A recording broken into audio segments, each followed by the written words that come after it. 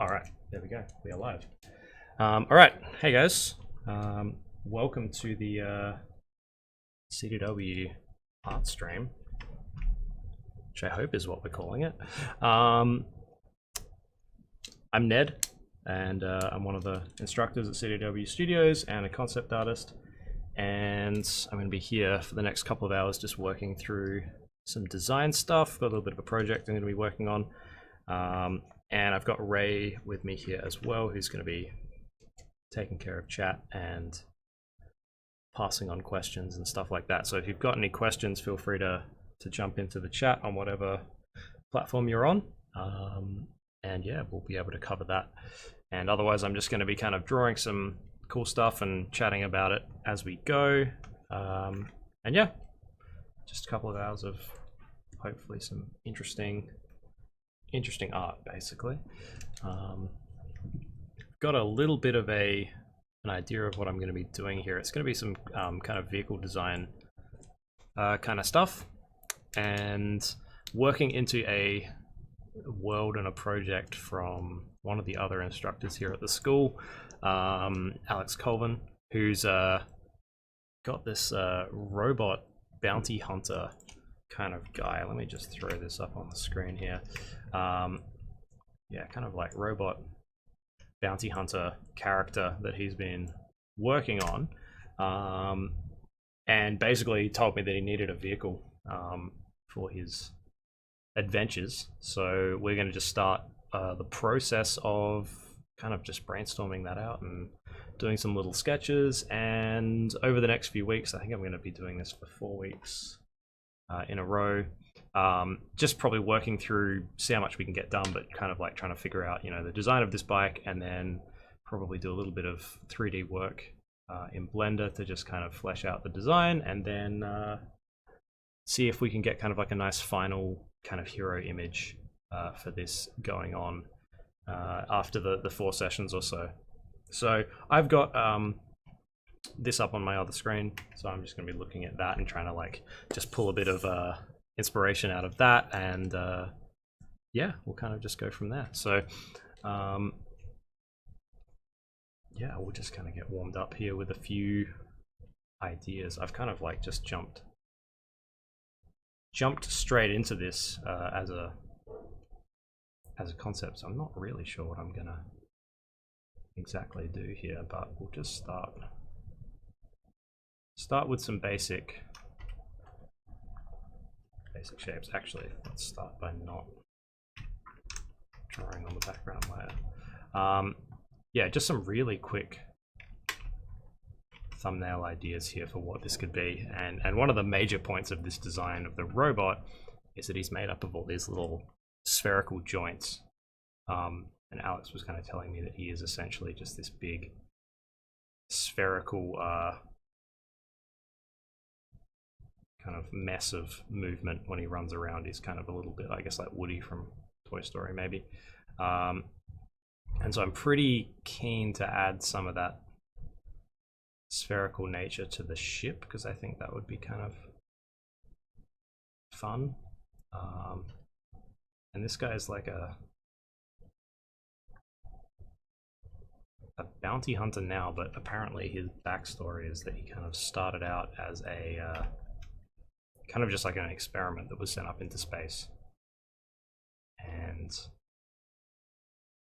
as a result I was kind of forgotten about and just kind of left there. So kind of, yeah, is now just become this intergalactic bounty hunter, and just kind of, yeah, rides around space fulfilling contracts, I guess. So gonna give him kind of like a, you know, base ship that he can kind of live in, and then maybe have like some little other areas, other functionalities to this ship. So like maybe like a little speeder bike or something that pops out the side. But yeah, we're just gonna start off with a few little thumbnails first and see where we get to.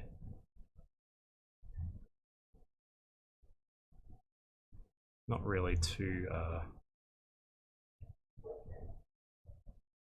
concerned with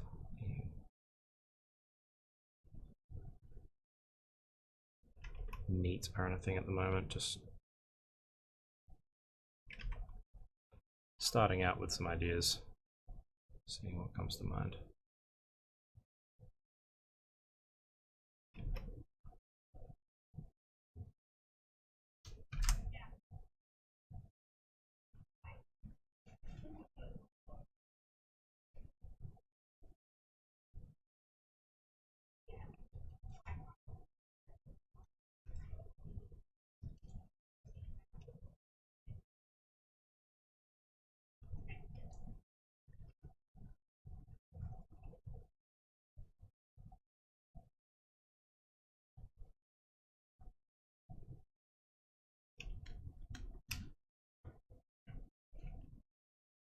And just looking at kind of Alex's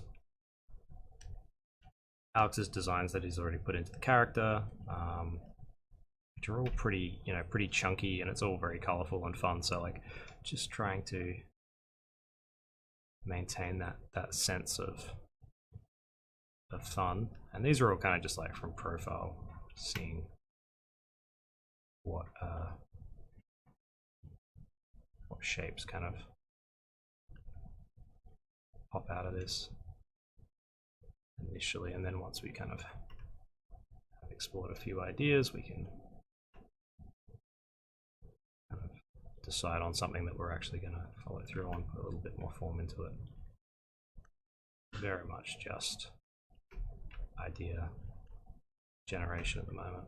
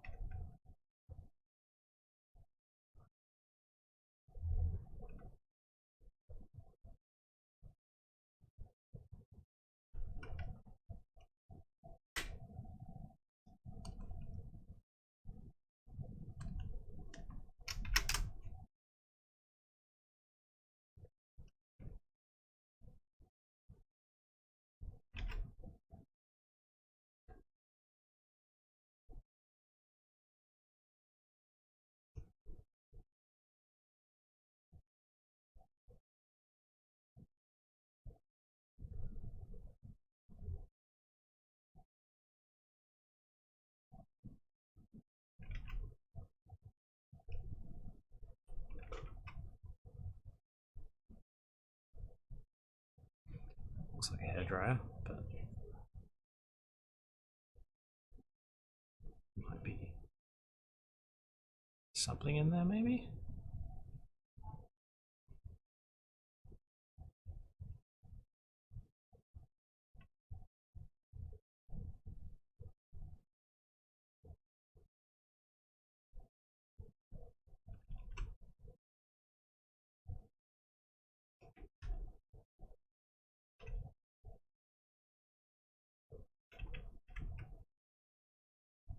Maybe do like a little asymmetrical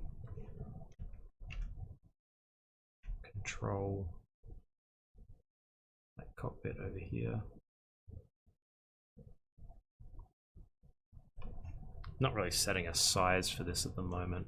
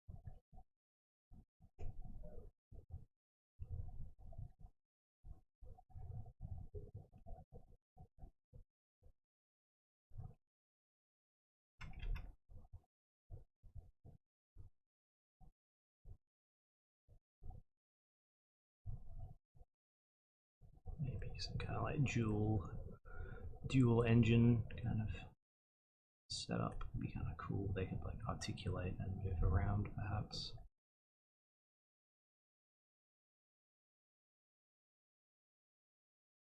Which might kind of like match the same kind of idea as the character itself, having these spherical areas that kind of act like funky ball joints. Keep everything fairly similar.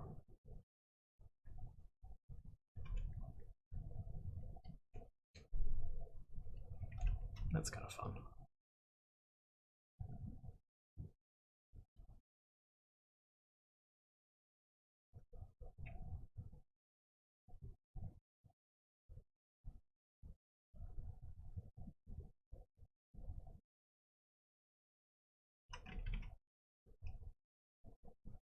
Well, definitely this one's probably a little bit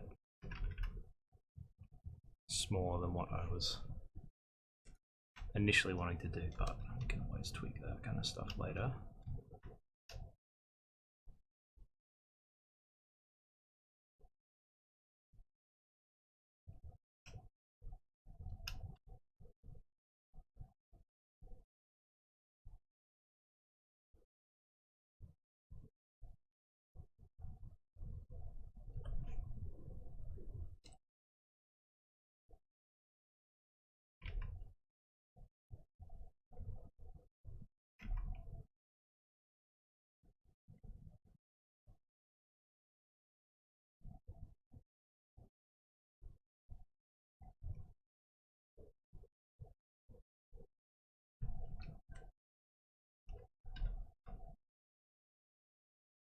Oh, cool. Thank you, mystery caller. Yeah, I mean, I'm definitely kind of like looking at what Alex has already done with his design for the robot and kind of like trying to make it all match. So a lot of that is coming from that, but I also tend to definitely bias my work towards stuff that's a little bit more bubbly, I guess. Definitely, I like that kind of stuff, and especially when I'm just like warming up as well, because like this is just like jumping straight into this. Definitely need to kind of blow some of the cobwebs off.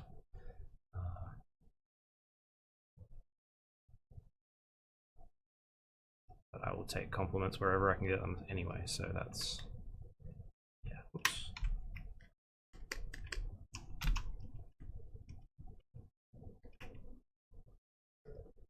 Turn these super annoying purple guides off. Don't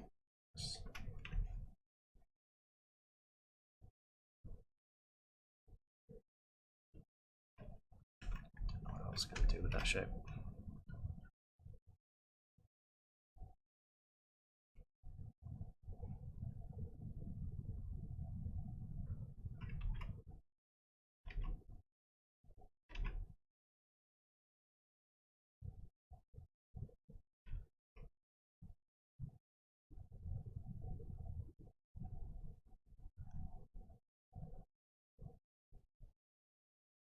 Yeah, and if you've got any questions that are not even about what's going on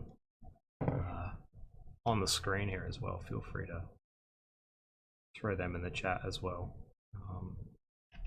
If you've got any questions about just design in general, or if you know about the school and you've got any questions about the school,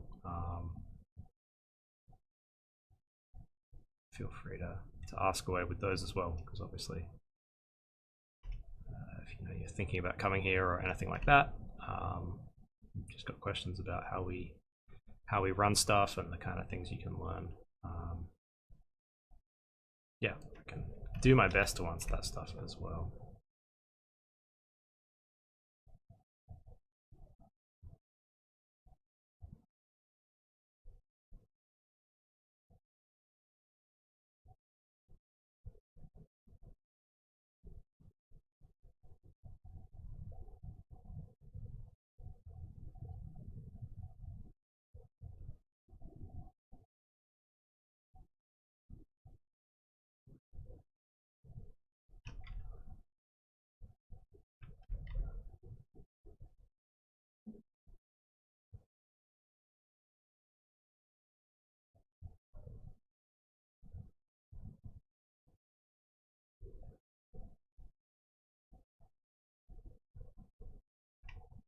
I actually really like this idea of having these two kind of separate forms off to the side.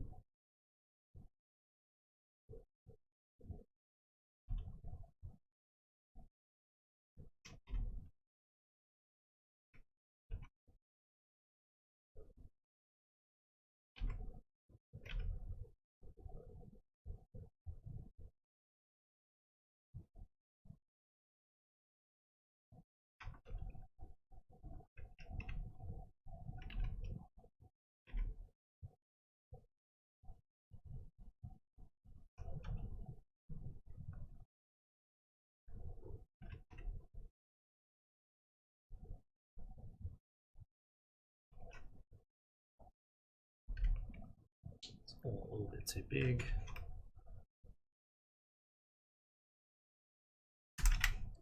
Squish that down a bit.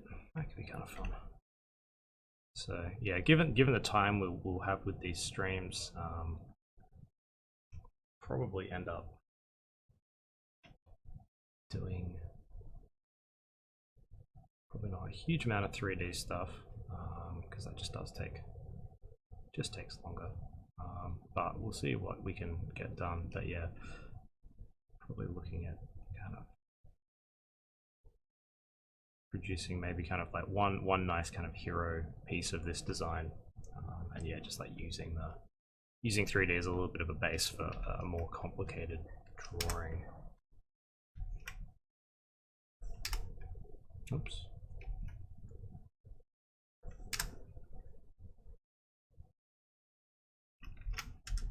I hate that, but I think still just want to keep exploring this kind of double-armed kind of vibe. And then yeah, I really would like to have like I think I mentioned earlier, like a little, maybe like a little shuttle or a little like hover bike or something like that that pops out the side of the ship. So we can spend a little bit of time thinking about that, I guess, as a general thing as well.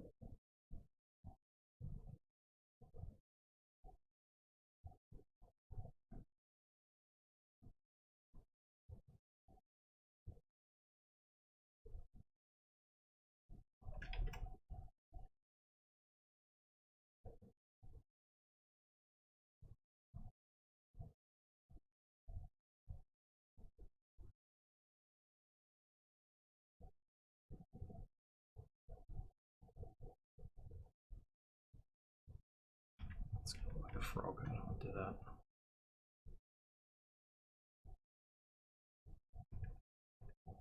Not that there's anything wrong with frogs, but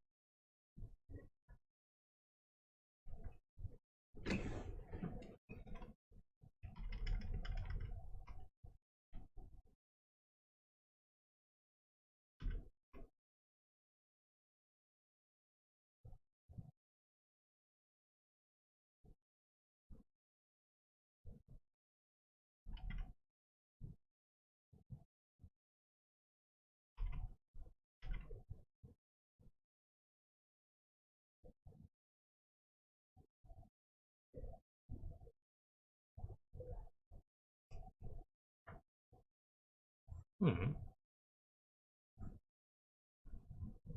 Oh man. I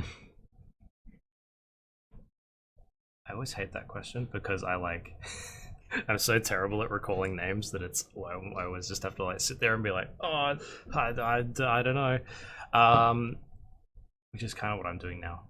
Put me on the spot. Um, I don't know. I think like, especially with the real kind of like toony stuff. I think my answer to that question is probably always like, in one sense, it's a lot of it probably came from like Bill Watterson, who's the guy who did Calvin and Hobbes, and that's like not necessarily for like the artistic influence, even though is an incredible artist. It's more that that is what I grew up looking at, and yeah, like that was the thing that kind of, I guess, like showed me as a kid that you could write cool stories and draw funky things, and that was cool. Like that was that was a fun thing to do. So yeah, it's like it's less about, even, yeah, like I said, even though he was like, he's an incredible watercolor artist, and there's all the spaceman spiff stuff, um, definitely. But yeah, like I think that was probably one of my earlier introductions to just the idea of design and art and all that kind of stuff. So that's definitely one for sure.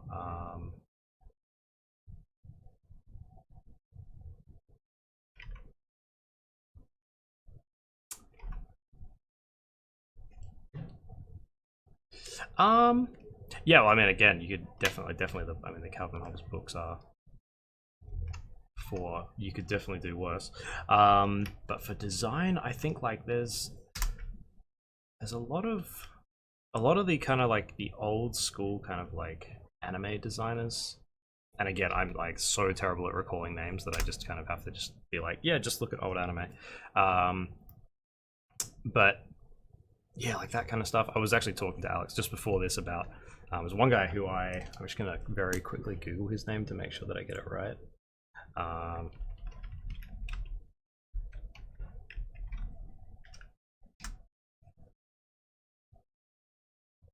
Yeah, so yeah, his name's Takeshi Koike, or Koeki, um, and he's worked on a bunch of very cool things. Like the one that comes to mind for me, which is one of my most favorite movies ever, is a movie called Redline.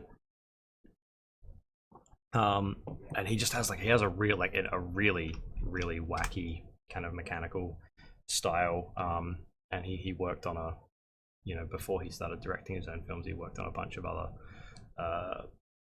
properties, Vampire Hunter D and stuff like that. And one of my favorite designs of his, which I'm pretty sure is his because he was the mechanical designer on it, which is like the car from this old esoteric film called Cyber City Uedo, which is really really cool. Not really kind of what I'm doing here, but that's like his work is just, yeah, really rad. So yeah, I don't know. It's like, it's just, you just have to, you just watch as much stuff as you possibly can, I guess, and then forget all the names. That's my technique. But yeah, no, there's heaps of fun stuff. Yeah, Instagram is another good place to just go and find cool stuff. Sometimes it's from people you haven't necessarily heard of before, but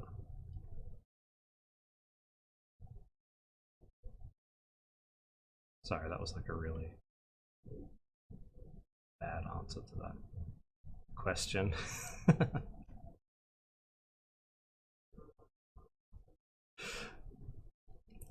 Oh, stop asking me to tell you names. I'm pushing myself into this problem. Let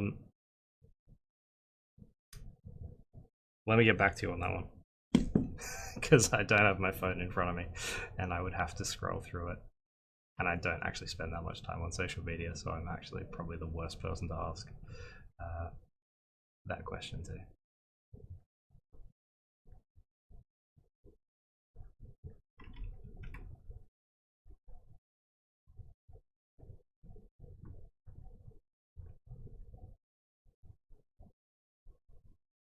I do not know what that shape is.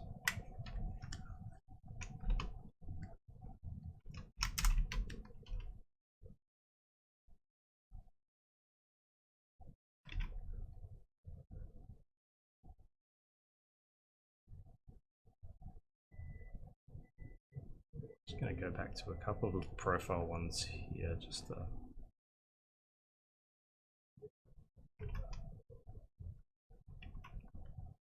explore just basic shapes again.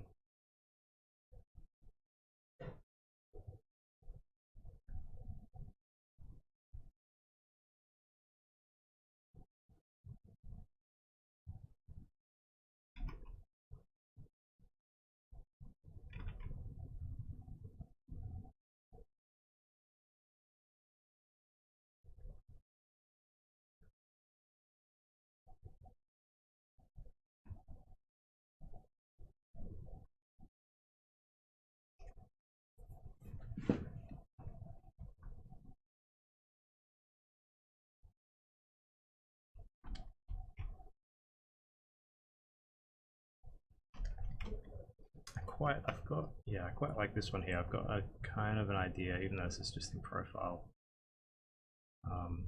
decent idea of how that would sit in 3D, which I usually use as a kind of a benchmark when I'm looking to make a design kind of stick. It tends to build itself inside my brain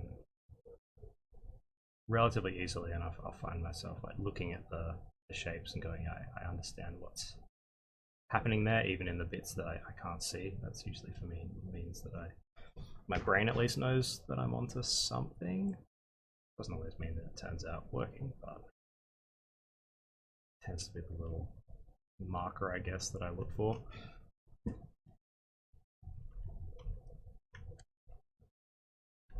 At the moment, I'm just looking at all this curvy stuff going, I'm making my life difficult, but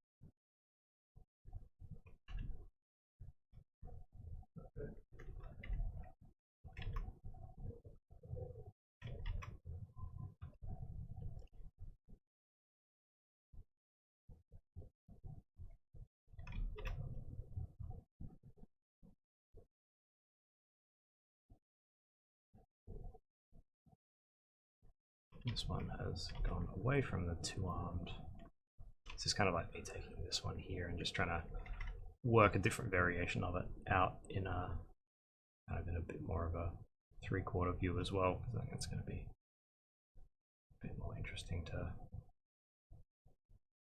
show off the actual shapes of it.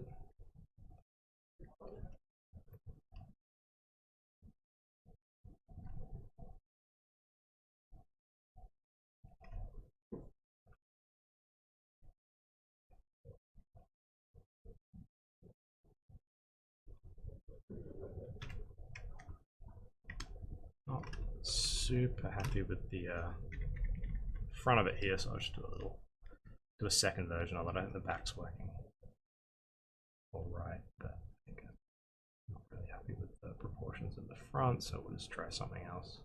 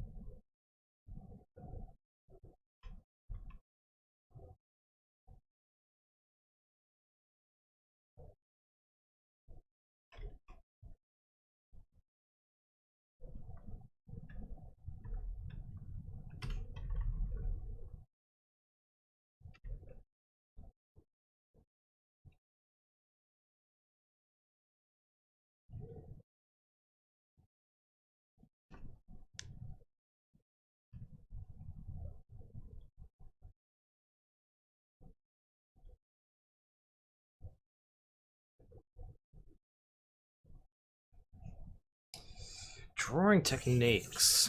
I'm not necessarily I've learnt recently, but I think I've increasingly been leaning towards kind of a little bit more of this pen kind of style, I guess you could call it. And it's always been something that like I've definitely always been someone who much prefers to, I guess, like draw things out. Whoops, a little bit more. Let's just talking at the same time. What did I just do? I've always been someone who's been like more gravitating towards drawing things rather than like painting things or anything like that. But yeah, just like more and more just been trying to keep myself a little bit looser and using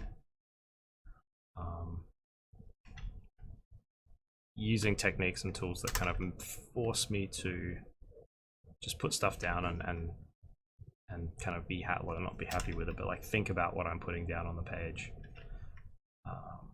a little bit more, as opposed to like noodling. And definitely noodling a little bit here, but that's also because I'm really not good at talking and drawing at the same time. It's not in my skill set, but that's all right.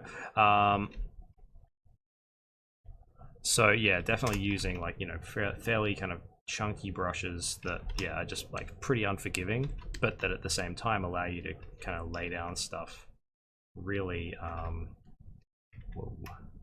really quickly, and I guess like aggressively and graphically. So definitely not a technique that I've learnt recently. It's like, you know, it's always something I've known, but it's definitely something that I'm kind of like making a conscious effort to kind of stick with a little bit more than perhaps I used to. I used to allow myself to noodle a little bit too much, I think. It's not useful.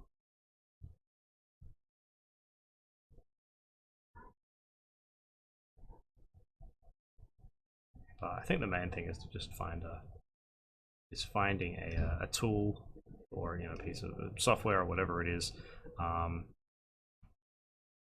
you are comfortable using to draw. That's like the most important thing, and something that you're able to be consistent with. Otherwise, that's when you'll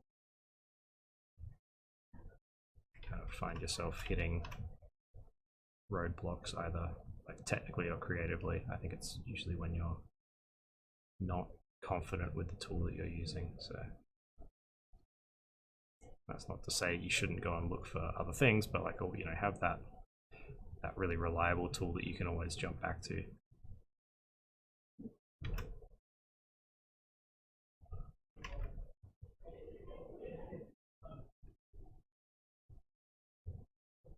Which may not always be a drawing tool as well. It could be like, you know, could be ZBrush or something if you really like sculpting.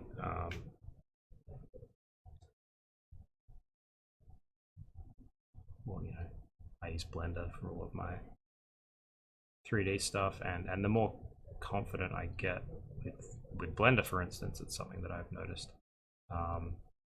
The more ability I have to actually design within that piece of software. I think when you first start out with any new tool, you'll generally be kind of dictated to by the tool, so you won't know how to make all the things you want to make, and so you'll just end up making stuff,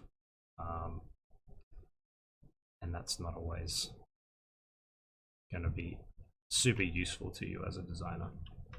You want to be able to control the software or control the tool so that it makes what you want it to make.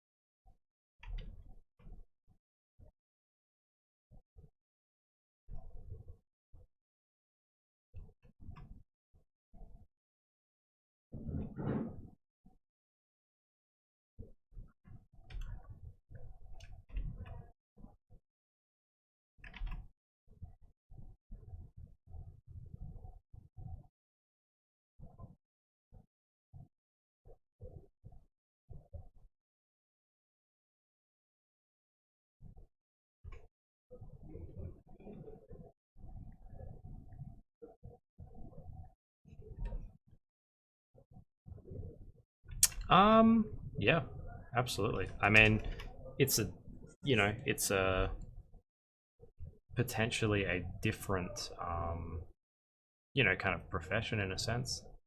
But yeah, in terms of breaking complex things down and making them like easy to digest for the viewer, any fine art, you know, pursuit in that regard is taking something and translating it into a thing that is really easy for the viewer, or very clear for the viewer to look at and go, oh, I understand how I should be feeling when I look at this thing. So, you know, even though for, you know, if you were taking, you're not going to get any better at Photoshop necessarily by looking at, you know, traditional art. It's not true in a sense what I'm saying, but like, you know, there's no direct correlation there, where it's not like watching a YouTube tutorial on how to use a program. There's no technical translation there, but yeah, like having a look at the old masters and going like, how does this, you know, how does this emotionally make me react what are they doing here that makes me feel uncomfortable or happy or sad or excited or whatever it is. If you can crack that code, then you are using the same, the same techniques that masters used to kind of manipulate their audience. And as a concept designer, like, that's one of the things you're trying to do whenever you design something, is you're trying to tell a certain story, or get, and elicit a certain emotional response. So yeah, there's absolutely still benefit to that. And and then you mix that with the ability that people have now to be able to just go on the internet and learn technical skills, right? Like, so like I said, you can go on the internet and learn how to use a new program in a few weeks. These days, you just go and watch all the tutorials that are out there, and you learn all the shortcuts and all that kind of stuff. Super easy, especially compared to how it used to be. And yeah, you've got like a really powerful kind of educational tool at your disposal.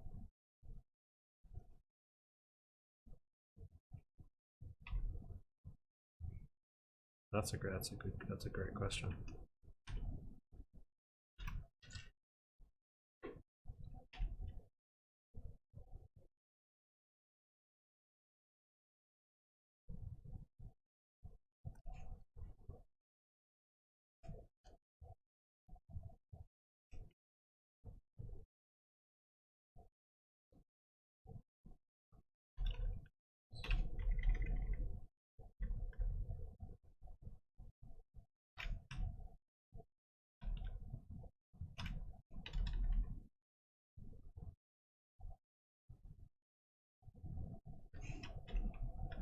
Oh man, I'm working on a computer that I don't usually use, and it has different keyboard shortcuts, and I keep hitting the wrong buttons.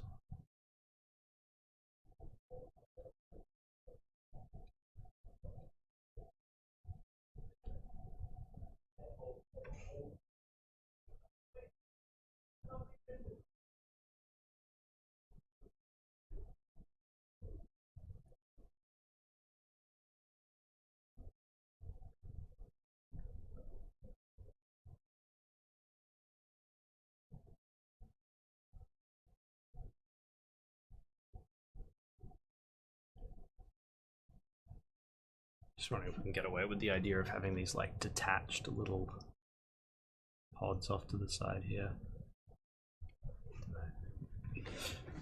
Definitely okay for the thumbnail. Not sure if that will make that across into any sort of final design, but that's kind of starting to look all right. I'm just going to do another version of this. Oh my god, there's that. I'm just going to go ahead and change that keyboard shortcut, because that's really...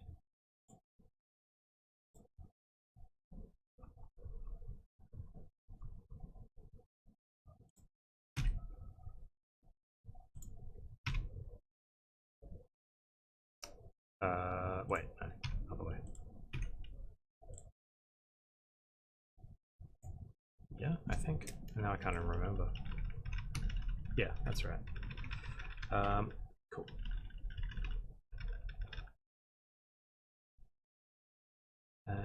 Yes, so now we can just erase that. Not super happy with how that front panel is sitting.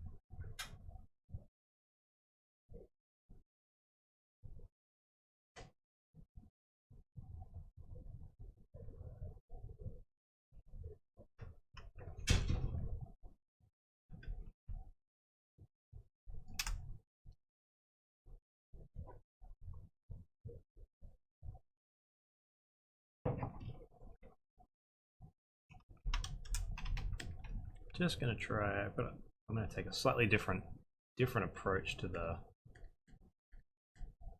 next one.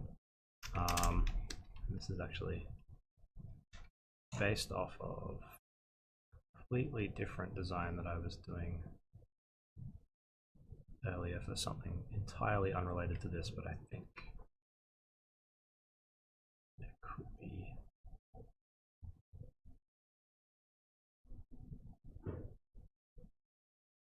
something to it.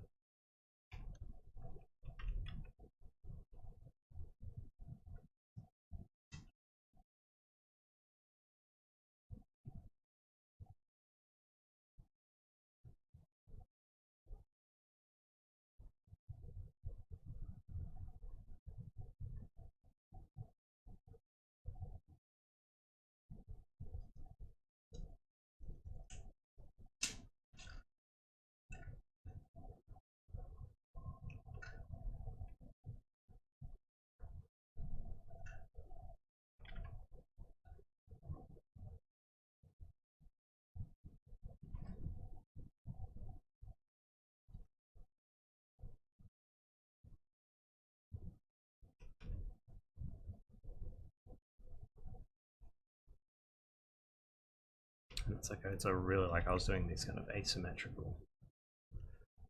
asymmetrical designs for these like kind of blade like spaceships. Probably for this robot character is probably a little bit too aggressive, but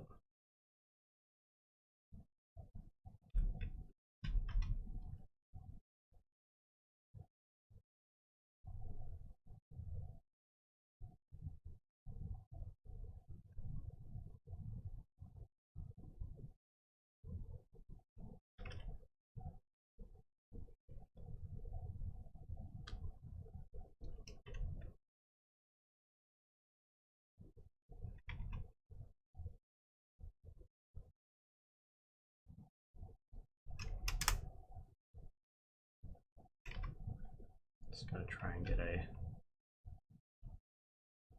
decent looking sphere here on a different layer and then bounce it into position.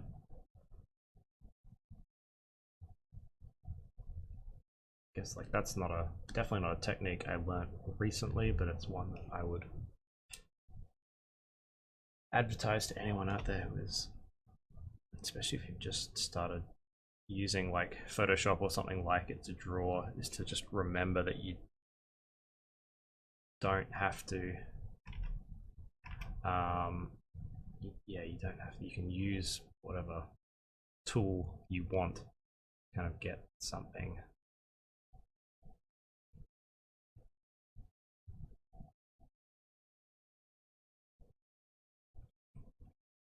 done.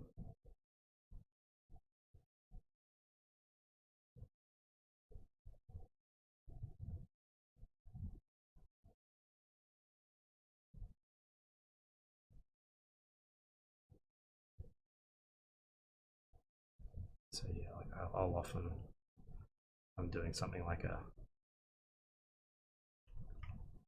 a sphere or something like that that needs, you know, it's a difficult, or a circle even, it's like sometimes a little bit difficult to draw on a Wacom, you know, just trying to get it as close as you possibly can, and then just you can just use Photoshop to just push it, you know, push it into the final form that you need. You know, you can, it gives you something that looks kind of nice and hand drawn.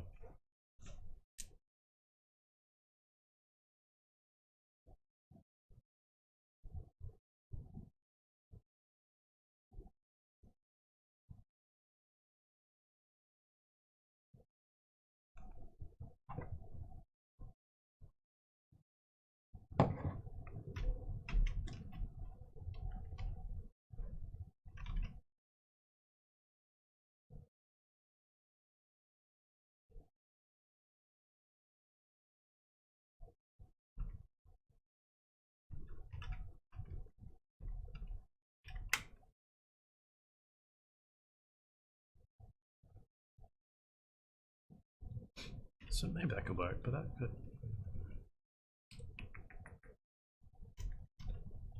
Yeah, maybe not 100% sold on this idea, and I don't think it really fits the character as I was talking about it with Alex. It's a little bit too fancy, I think, but just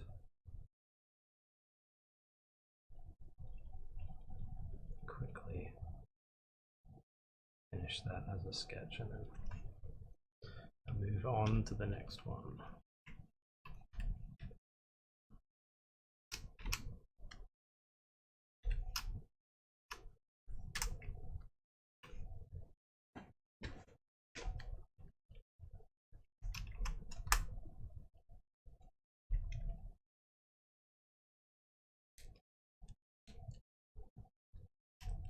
But we've definitely got a few good candidates here, which is good.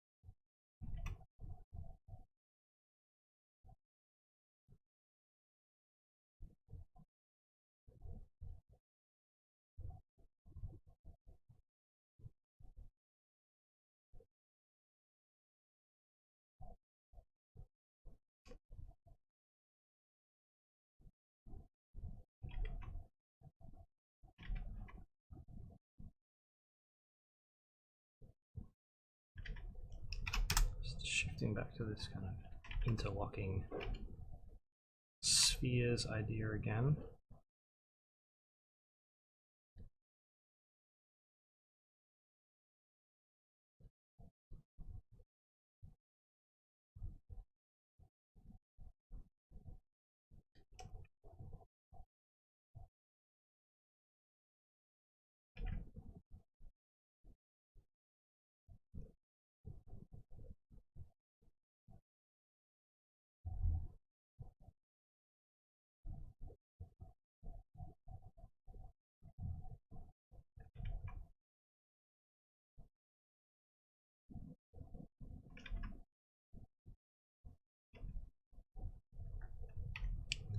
Two really chunky engine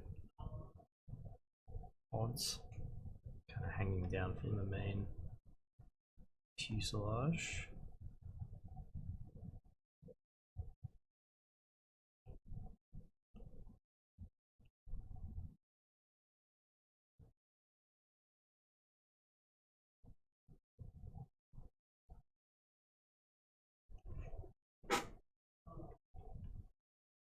Whoops. It's kind of a fun shape. The proportions are a little weird, but don't like that fan, that fin rather, on the back.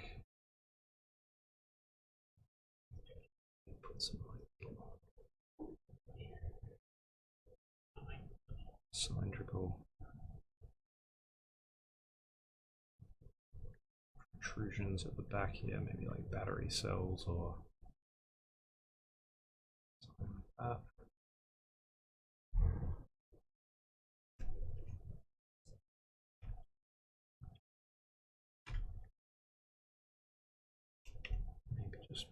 on the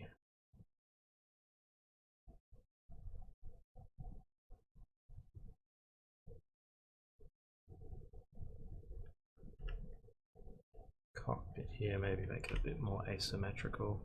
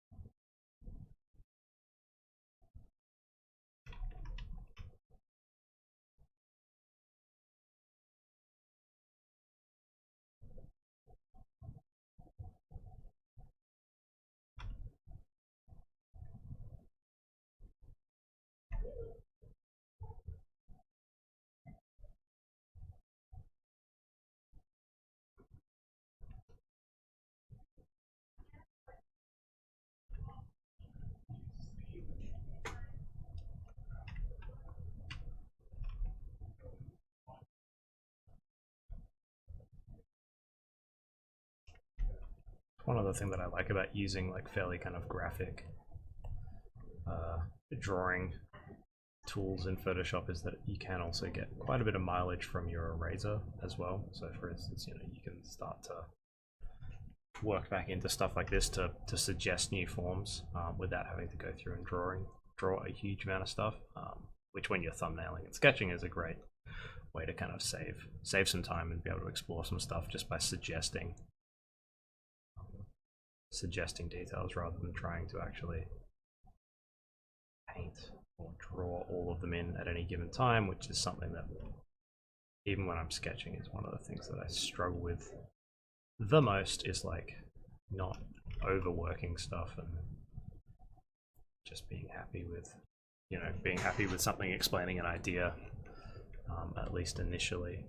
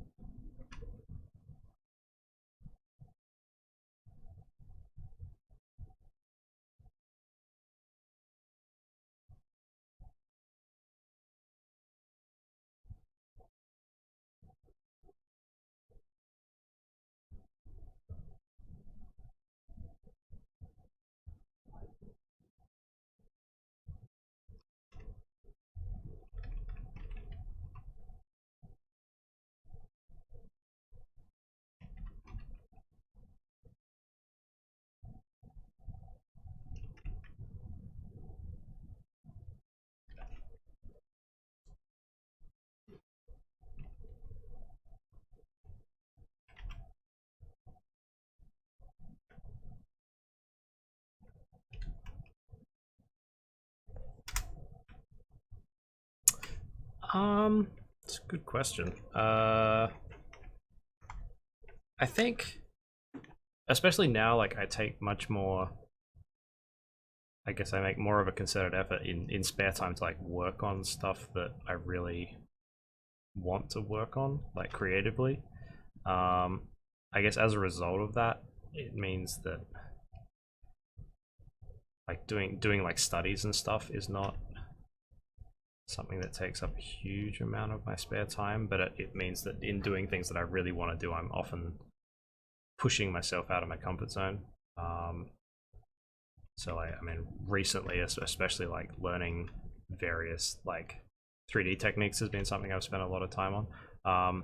I don't necessarily, I definitely don't have like a schedule, which is like I have to spend this much time, you know, on self improvement, or anything like that. But I when I'm doing personal work, I always make sure that it's either creatively fulfilling or like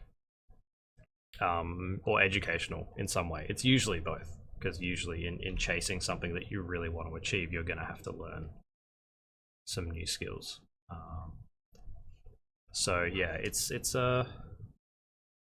yeah, you try to do it as much as you can. I think when you're learning, it's doubly important to kind of make sure that you're doing something that's going to be valuable to your future as an artist, whether that's like a career or a hobby. It doesn't really matter, but yeah, just making sure that what you're doing is useful, and that, you know, you're actually looking at what you're doing and looking at the result of it and going, okay, well, I can improve this, or you know, this didn't work very well, or that worked really well, so I'll keep using that technique. And that's something that I'm still always on the lookout for as well. You know, it's just being critical of your kind of output and going, okay, yeah, I know what I'm trying to do here, and is it working? Yes, no, maybe, and always trying to push towards making it more effective. But yeah, and then the other answer to that question is that I have not a huge amount of spare time to do art outside of work,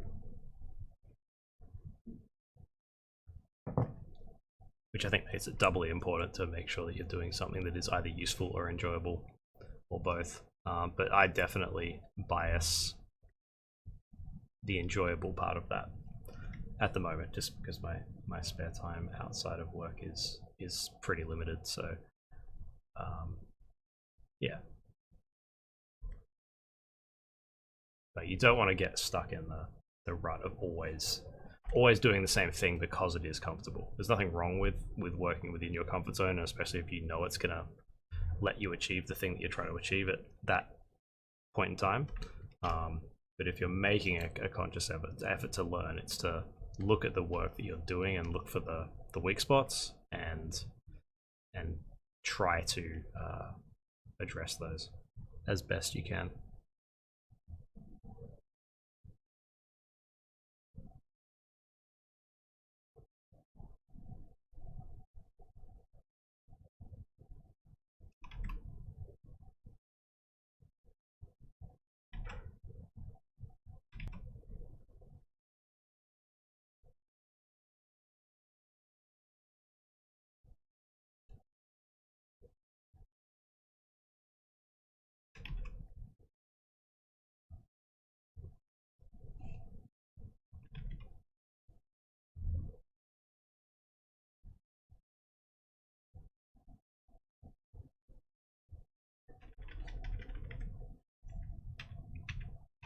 No, I have not. I have been saving my money and not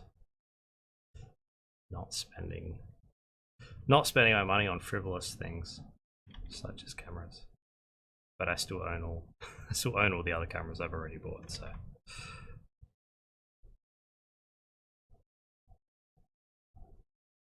hopefully they were investments. Who knows?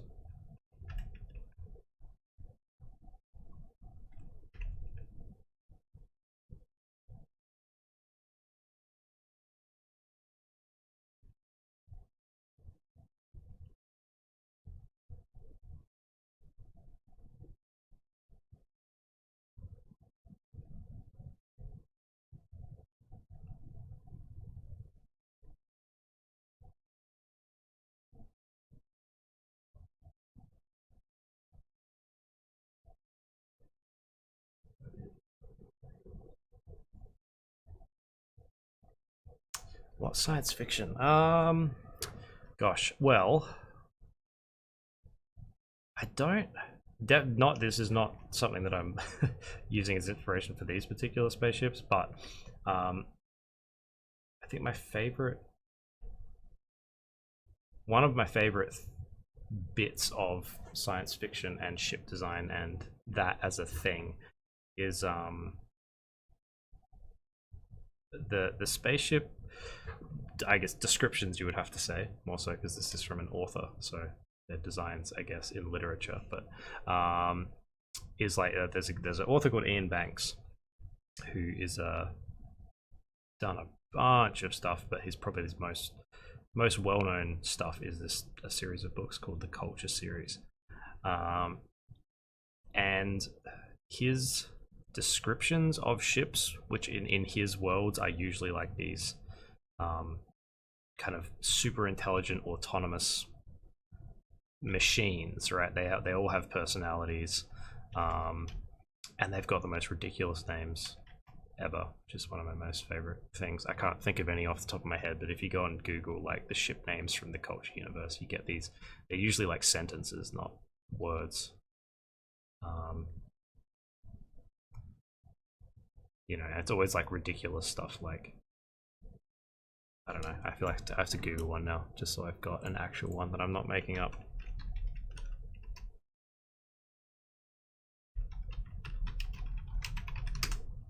What do we got?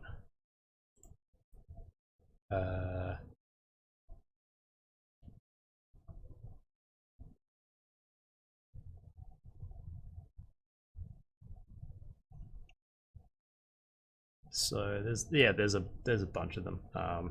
Here's a good one. Unfortunate conflict of evidence. That's a great name for a spaceship. Just read the instructions. Gunboat diplomat, you know. And so yeah, they're almost like characters in a sense, because they've got these ridiculous kind of like personalities, because most of them have these onboard computers that are like super intelligent. And it's not so much the design of that I think is amazing, but it's more the fact that like a name like that, you read that and it does give you this like super evocative description of this machine, which I think is really cool. And that's something that I think is, I've always used that as like inspiration, in the sense that I think like, you know, having done quite a bit of mechanical design on projects that are usually not super serious, there's so much mileage to be got from trying to give personality to a otherwise inanimate object. And so yeah, like that was it. It's not a visual influence, but it was like that. It was like a I can remember when I first came across them, and it was like a green flag of just like, remember that you can do stupid stuff and no one, you know, that's cool, like go for it. Same as Calvin and Hobbes, where it's like, for me it's just like it's a license to be a little bit ridiculous, which I really like, because often you don't think that way when we're speaking about otherwise inanimate objects that you would design. You can totally have fun with it, and I think that's where the best results kind of come from.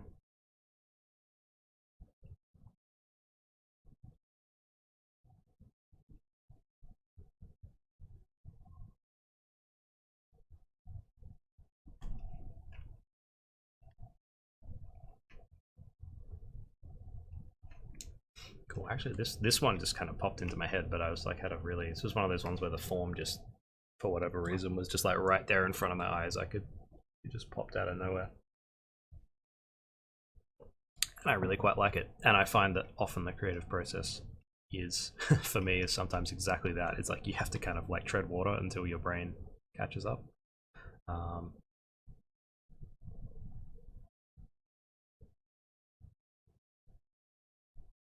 I can. It's a little bit of like a Slave One kind of Star Wars kind of vibe. I guess that's probably the part of my brain that came out of.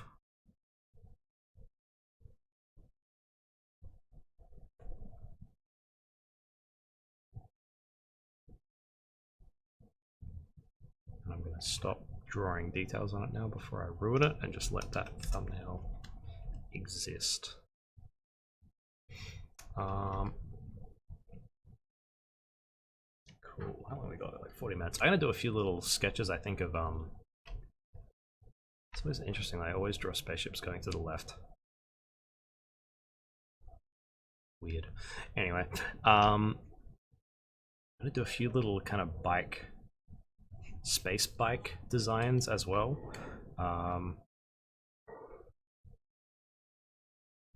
Just to kind of get ideas, and I'm going to draw this one going to the right. Maybe, I don't know why. That's probably just because I pointed out that I always draw them going to the left.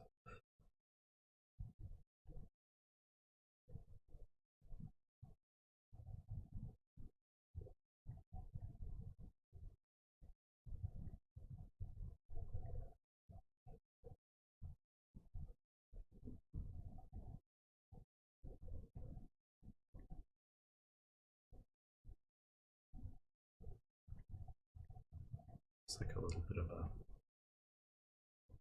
Vespa kind of idea here. This is pretty cliched. I'm pretty sure I've seen this exact design done before, but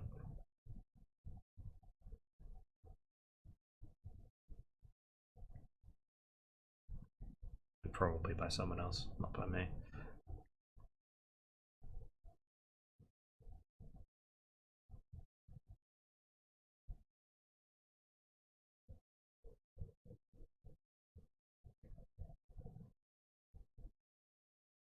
And I guess because this guy's a robot, so like he can totally have an open cockpit vehicle in the middle of space because he does not need to breathe. I assume. I should probably double check that, but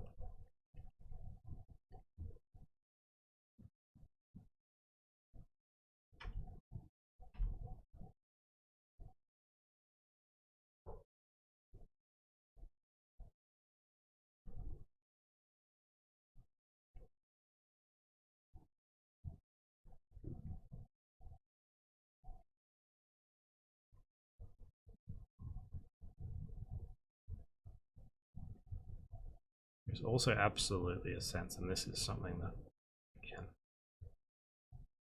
I sometimes forget, but more so would also just recommend everyone else to remember if you are, and again, this is me kind of like speaking to the students here, always remember to warm up as well, because you need to, and like your brain won't be particularly switched on when you first start, and you need to kind of like just get everything working when you're trying to like chase ideas.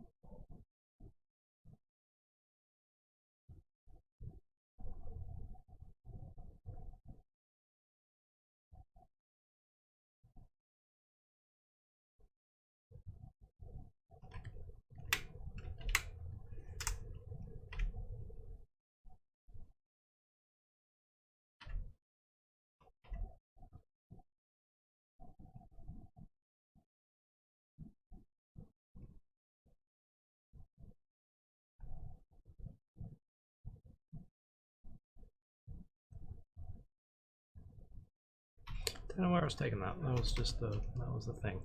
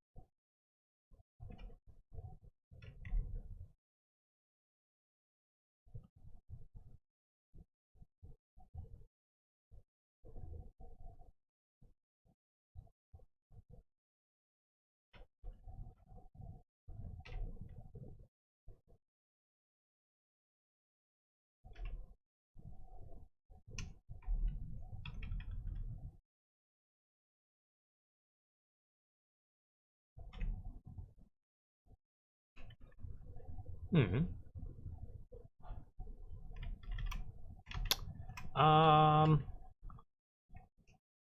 Gosh. I mean, I think it's the I think it's like the storytelling aspect of it. I like telling stories. I think, and that's not necessarily something that's like unique to being a concept artist, but it's probably what I like about working in the creative industry, definitely. And I think I would be happy in any role in this industry as long as I got to help like make, and like just making stuff out of nothing has always been, I don't know, that's a pretty cool thing, which again is not unique to this job or this industry, but that's what I really like.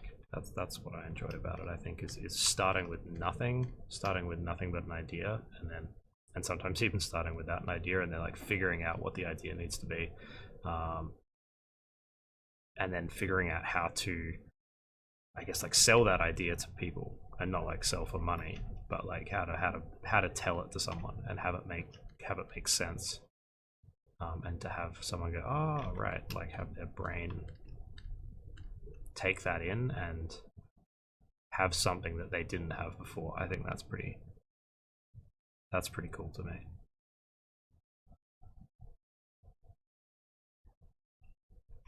Yeah.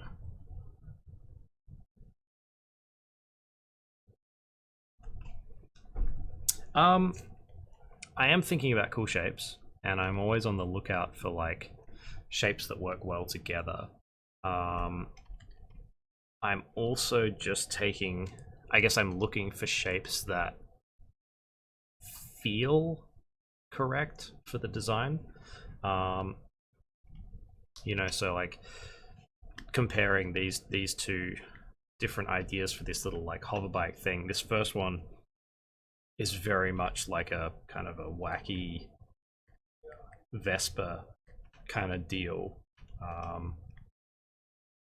Let's just take like a small version of this, right? And in particular, this, like, we've got this robot that's going to have to sit on this, and I'm probably have to make some adjustments to this anyway. But if you imagine like someone like sitting on this, and especially though, yeah, this seat is definitely in the wrong spot, but let's pretend that it's not.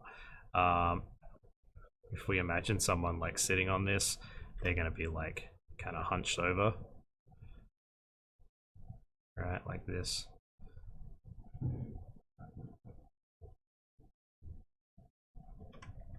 Probably like head like that, which is like a really kind of goofy shape. And then if you imagine someone on this one, I was going to end up probably putting the handlebars on this one up kind of high, so like whoever's sitting on this is going to be like really, you know, relaxed, like this robot just like cruising around like that. So I'm looking for shapes, and you know, there are cool ways to make a shape that's going to support someone's body like that, for instance.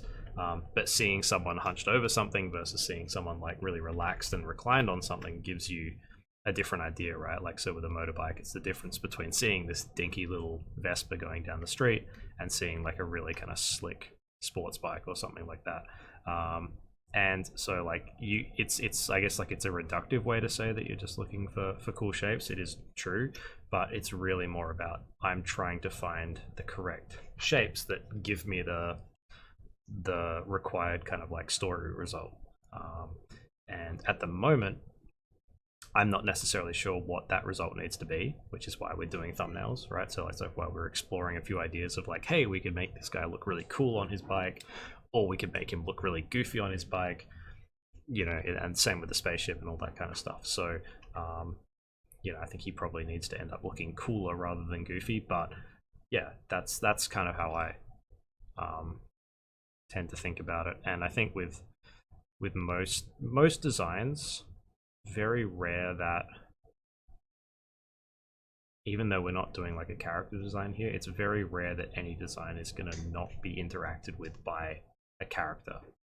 And I think the main important thing when you're designing anything is to figure out how that interaction needs to feel, whether it's a place or an object, like a vehicle or a weapon, or you know, like a building they have to walk into. It's like you have to think about how it's going to feel when the character or a character interacts with that object or that place or that thing, whatever it is. So like,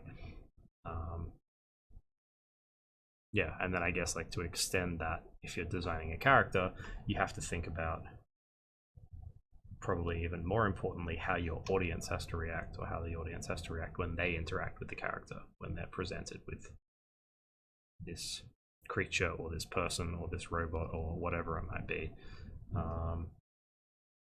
Yeah, that's what I think about the most, and then I let that, I guess, inform my decisions on shape and all that kind of stuff.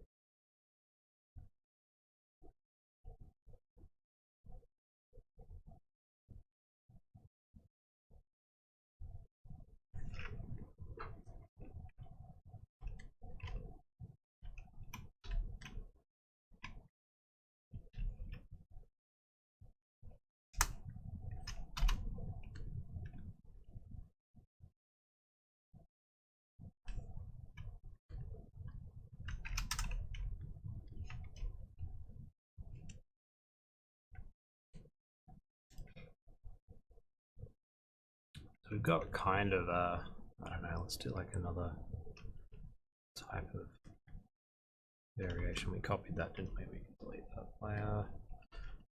There's my cool.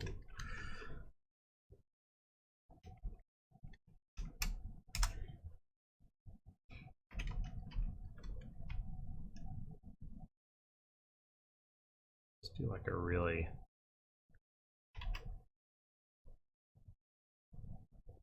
kind of nose heavy design.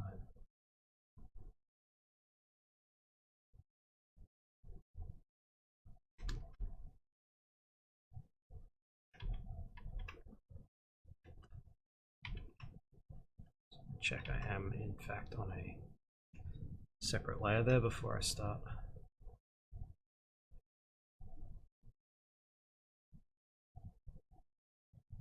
Making wild strokes that I can't take back.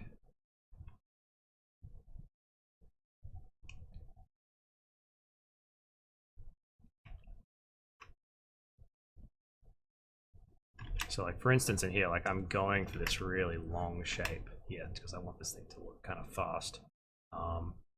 Once I've kind of established that to some degree, it becomes a matter of, I guess, like looking for cool shapes, in a sense. But it's like trying to make all of these shapes work together in concert with each other to push this idea of speed and direction. So that's where I'm kind of looking at, just to break this one down a bit, I guess, like I'm looking at, for instance, this relationship in there, and like I don't think that's doing a particularly good job. So, you know, it might be a matter of like smoothing that down a bit more. But then that for me is getting a little bit further away from the chunkier vibe that I want with some of these.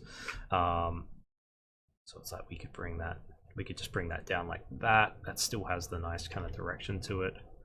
But it's maybe a little bit kind of simplistic, but it does read quite nicely. And then the nice thing about a simple shape is that you can make it less simple by just, you know, breaking it up a little bit more.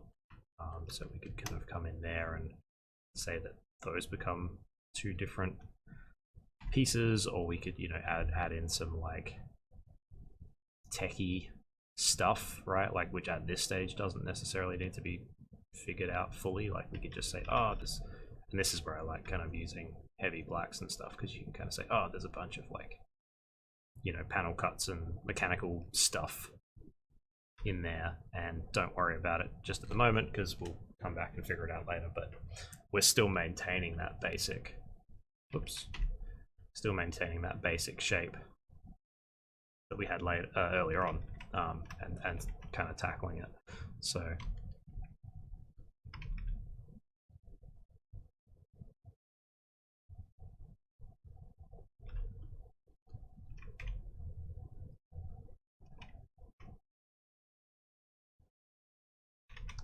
oh yeah, that's cool. I mean, that was a kind of a happy accident in a sense. My brain was kind of just searching for something in there, but that works quite nicely.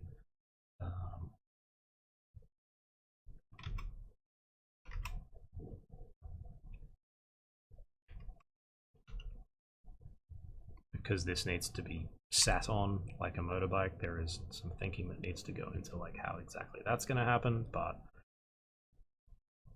you know, we could put some pretty low slung handlebars down there, so a rider would be kind of like this, and we can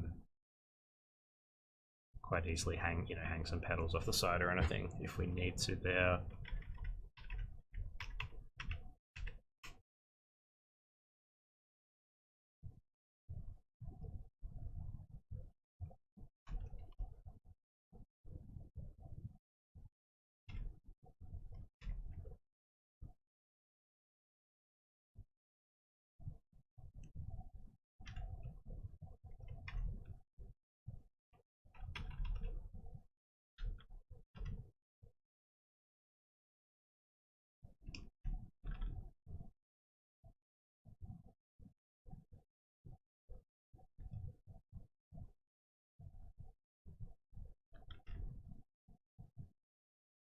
guess another way of thinking about it is kind of silhouette versus volume, and just figuring out where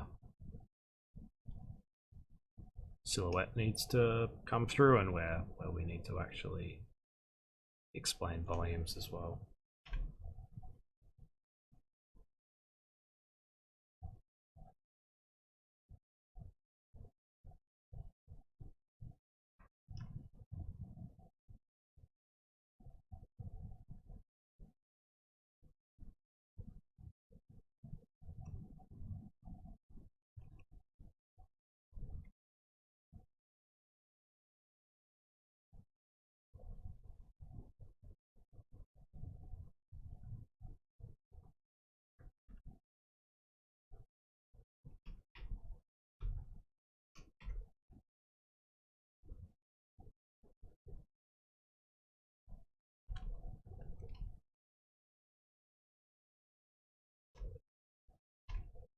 I'm just gonna leave that like that. I'm kind of like at a little bit of a dead end with that one, so just leave that there for now.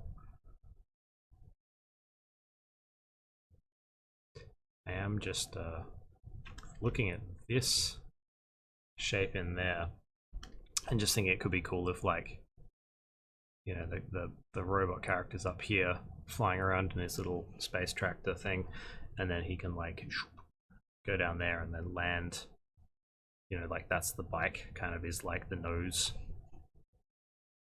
of the spaceship like that, so you could have this little thing kind of like pop out where the front of the spaceship kind of just detaches, and it is this kind of, it's this cool bike in there.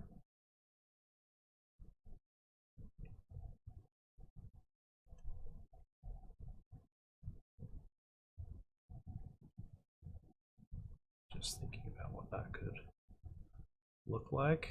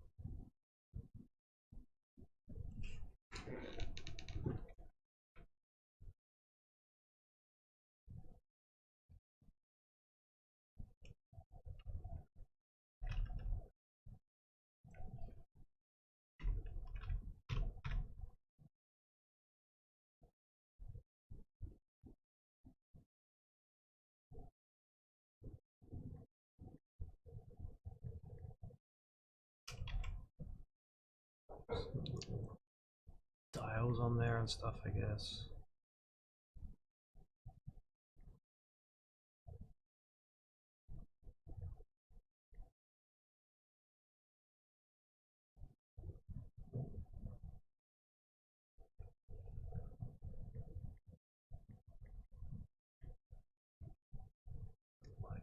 exhaust. Rocket jets or something up the back. That could be a little bit too cutesy, I think, for this guy again, but trolleys.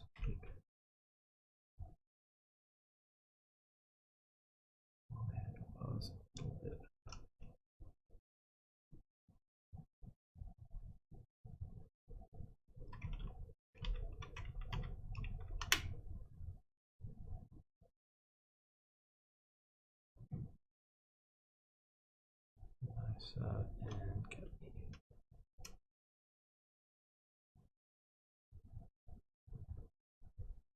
other ones in there as well. Even though they're like, we're working in profile and this is all pretty rough and messy. It's just like, you know, always try and get a little bit of depth into this stuff. No, this thumbnail's not. Definitely not the clearest thumbnail I've ever done, but yeah.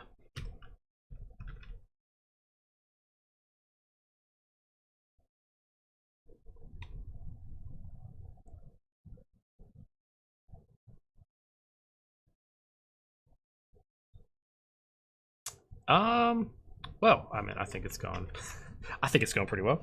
I am biased though, obviously, but yeah, I think if you're thinking about doing it, it's like I would definitely encourage you to follow that. Like, we've got a good group of people here, or at least the students that I've taught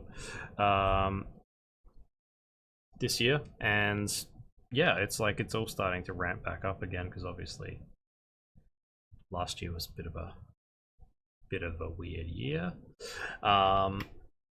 So yeah, I mean, it's you know, if you're thinking of doing it, I would say like just come down and like either chat to people here at the school, and if you've got any questions about it, like send them through to the school as well, because there's plenty of people here who can field that kind of stuff. But yeah, if you're kind of like thinking of, I'm just assuming that you're thinking of doing kind of like a concept design thing. I could be wrong, but that's obviously where my expertise lies, so I'm just going to assume that. But like, yeah, if you have an idea that you think you want to follow this as like a career, then it can be a daunting thing. But I think, you know, the best thing you can do is get a good creative education under your belt and give yourself the opportunity to be in an environment where you can do this stuff like every day, all the time. I think that's the most important thing. Even if you can't come to a school like CDW, being in an environment where you can do this and you can share this experience with other people who have the same interests is like, that's the best thing you can do. So in that regard, I think that's what this school does super well, right? Is it puts you in an environment with other people who are trying to learn the same stuff, and it gives you access to professionals like myself and all the other instructors here who we can answer your questions about, you know, how to best structure your learning to get to where you want to go. So yeah, I mean, if you're thinking about it, I would say go for it. I mean, if you're hungry to do it and you think you know that this is what you want to do as a career, then I am of course going to recommend that you come here.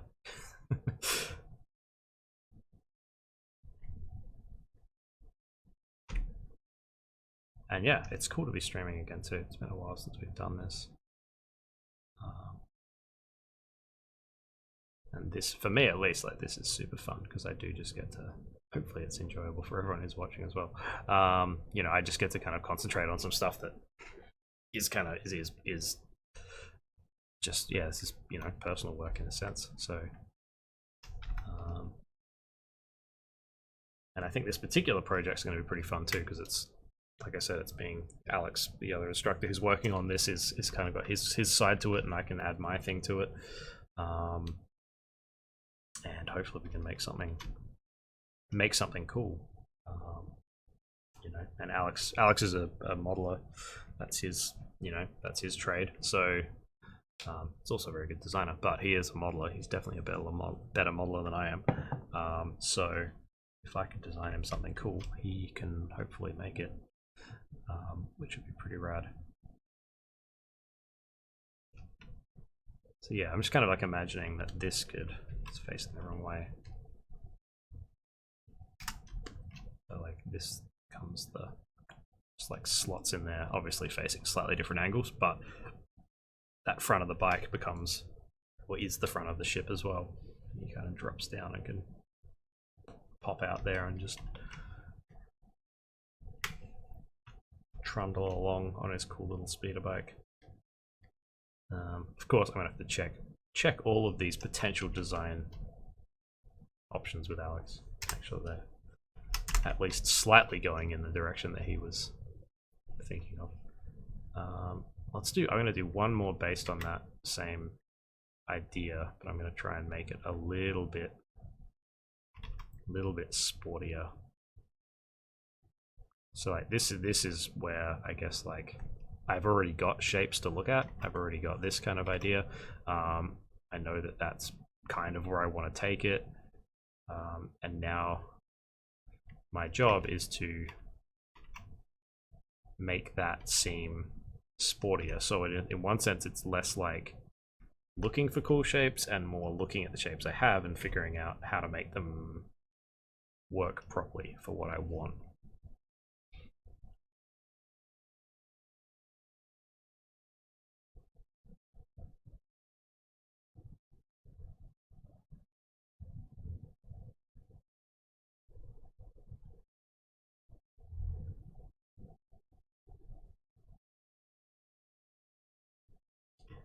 Turn off a bunch of other layers here so I've got a bit more room. I have turned off probably the most important layer that I need, which is that one.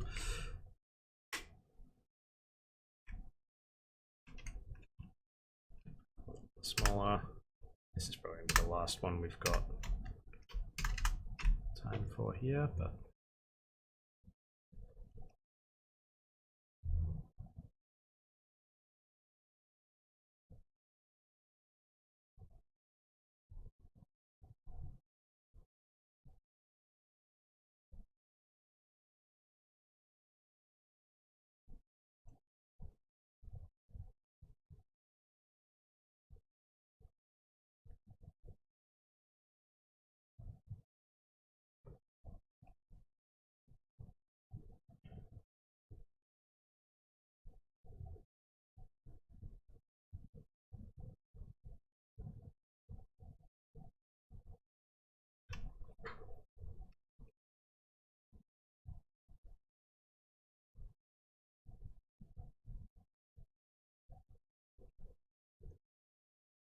a few kind of like pipes, essentially just like strapping a bunch of pipes to a rocket here, which in theory should make this thing look fast, I would have thought.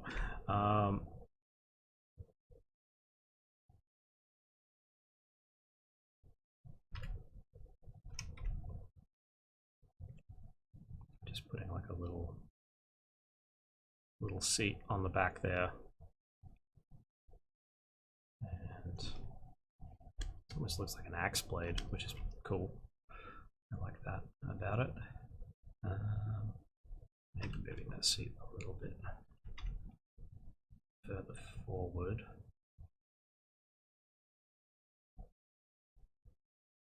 So pedals about there. It's just the spine of whoever's sitting on that robot. Some handlebars kind of like here. This is kind of like shorthand in a sense for me anyway. I'm not really, yeah, there we go.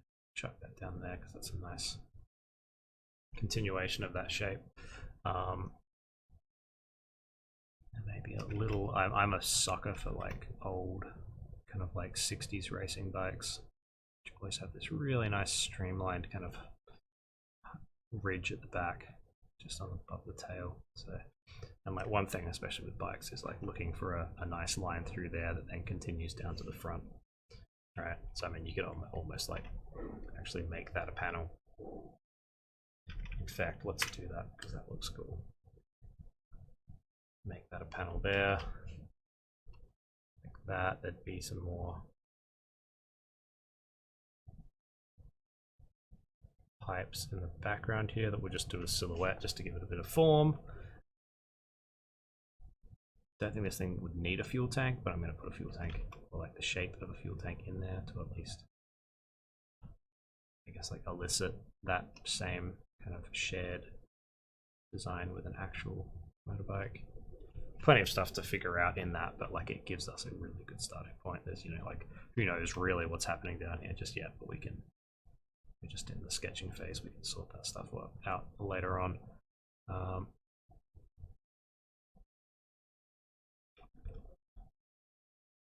And yeah, if this is literally just like a rocket.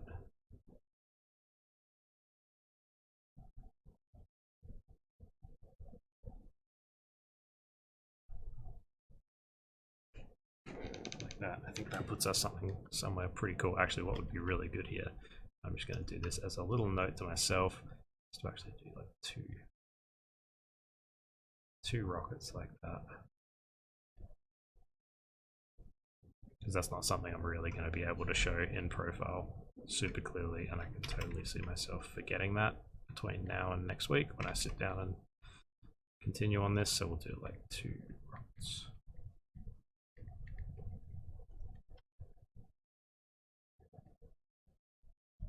Cool.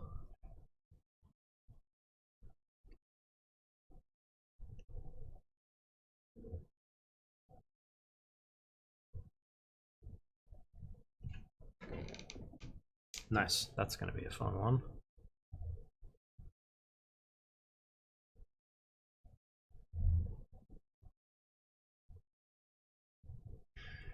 Other pipe needs somewhere to go.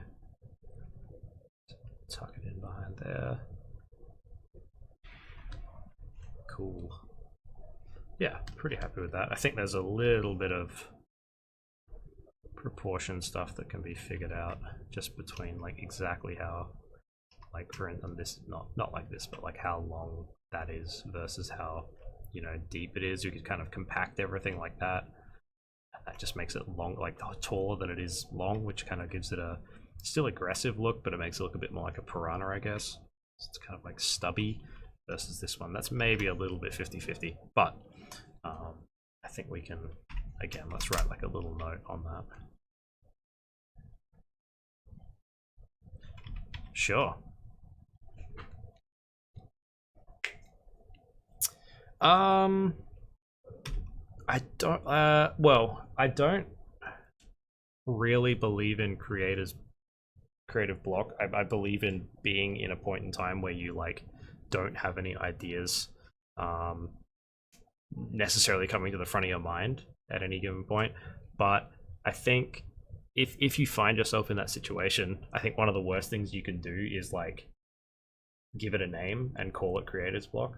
I think you just have to like, you have to continue trying to create things, and you have to understand that oftentimes part of the creative process is having absolutely no idea what you're doing or what you're meant to be doing, and that you have to go searching for it. And it's not, yeah, if you call that creator's block, then you get frustrated with it because you're like, oh my god, I've got this thing called creative block and I can't get past it because like nothing's coming to mind. I just go, oh okay, cool, there's nothing in my head at the moment, I guess I'll keep just being here until something is in my head. Often just changing what you're doing can jump that into being. So like getting up, going and reading a book on something, or going for a walk or whatever, you know, or just changing tack can sometimes just jumpstart your brain into another spot. But I think don't give in to creative block. That's my main tactic for that, is you don't give into it, you just accept it, but don't call it that. Just call it the slow part of the process or whatever you want. But yeah, just it happens to everyone. But if you give it a name and let it be an excuse to stop doing what you're doing or stop trying to do what you're doing, it'll kick your ass. So you just have to kind of, you have to go and inspire yourself past it, I guess, in a sense. Yeah, it's a tricky one. Cool. Well, yeah, I've I'm kind of done with this one here, so I guess like this is probably as good a time as any to stop. Let's turn on all of these, and they'll all overlap each other in a super gross way. But yeah, we're pretty much at time here, so I guess we'll call it. But yeah, you can see here we've kind of like, oh, did I draw that? No, I didn't. Good. Get rid of that. Whoa, flickery. Sorry. So yeah, there's a few options in here. I'm kind of like, I really like this one. I like this one. I like this bike. That's kind of starting to work nicely. It's a little bit complicated in here, but you can sort that out later. I also like this one in here. He's kind of fun. So we got a bunch of options here. So probably next week, what we'll do is yeah, we might do a couple more. We'll see how we go. I don't know if I have any time to think about this over the week, but next week we might jump into a little bit of 3D and start blocking some of these shapes out in 3D,